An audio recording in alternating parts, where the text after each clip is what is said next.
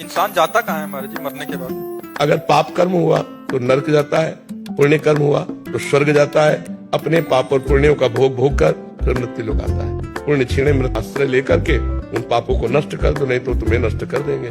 तो कहो एक कल्प रहना पड़े नरक में।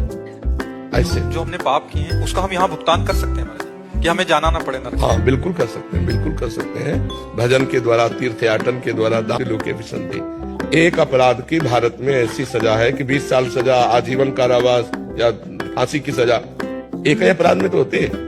हमारे कितने ऐसे अपराध है ना, भारत सरकार से दंड मिला है ना, हमने प्रायश्चित किया है, तो उन पापों का फल नरक में तो भोगना पड़ेगा। अगर नरक में नहीं भोगना है तो अभी नाम जप कर लो, भगवान का अन्न पुण्य के द्वारा, परोपकार के द्वारा, और सबका फल मांगे कि मैं निष्पाप हो जाऊं, मैं भगवान को प्राप्त हूं।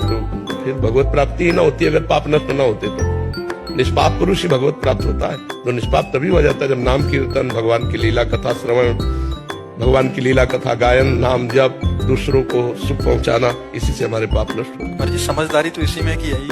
आप बुद्धिमानी तो तभी, अभी देखो पीछे वाले बैच में एक बच्चा नहीं कह रहा था मुझे भय रहता है कि मुझे मरना है, मेरे से कोई पाप न बन जाए, कोई गलती। उनका कितना बढ़िया पवित्र हृदय है, नई अवस्था है, पर वो कह रहा मैं भयभीत रहता हूँ मेरे से कोई पाप न बन जाए। उनका तुम बहुत अच्छे महात्मा बन जाओगे अंदर से। जो भयभीत रहता है कि मेरे से गलती न हो जाए वो निकल जाएगा, और जो गलतियों में निर्भय होकर जाता